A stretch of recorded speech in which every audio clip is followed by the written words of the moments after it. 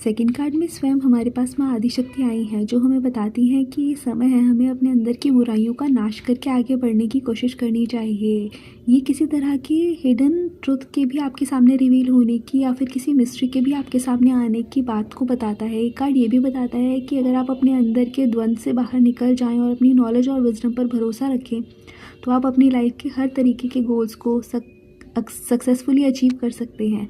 ये चाहे आपके फाइनेंशियल गोल्स हों या फिर आपके मटीरियलिस्टिक या फिर इमोशनल वे में, अगर आप किसी के साथ किसी रिलेशनशिप में जाने की कोशिश करना चाहते हैं तो वो भी आप कॉन्कर कर सकते हैं। साथ ही आपको ये भी बताया जा रहा है कि नेक्स्ट 24 आवर्स के लिए आप हाईली इंट्यूटिव भी रहेंगे। आपके इंट्यूशंस आपको गाइड करेंगे कि आपकी लाइफ में ग्रोथ के लिए आपको किस वे में जाने की ज़रूरत है। साथ ही इसके क्लैरिफिकेशन में हमारे पास आया है 1111 का कार्ड। तो आपकी कोई अगर विश है तो वो भी पूरी होने की उम्मीद है।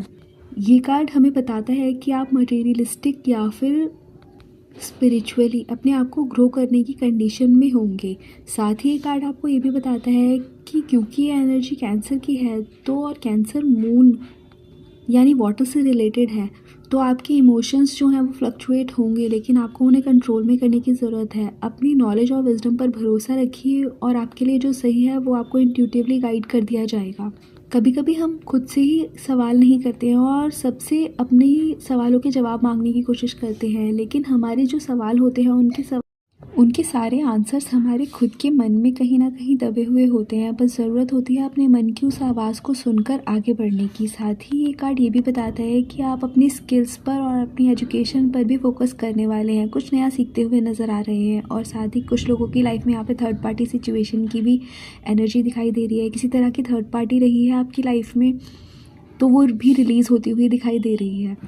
आपको अपने फ्रेंड्स और फैमिली का सपोर्ट मिलता हुआ नज़र आ रहा है।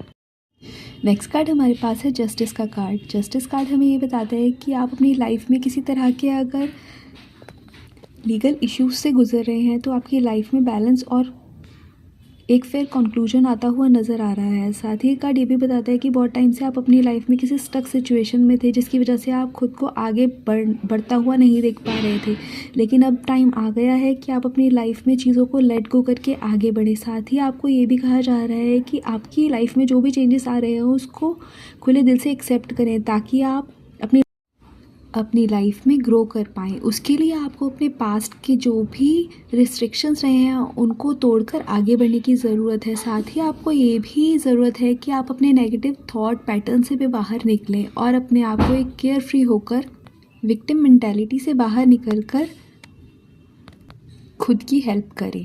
That's all for today. Thank you so much.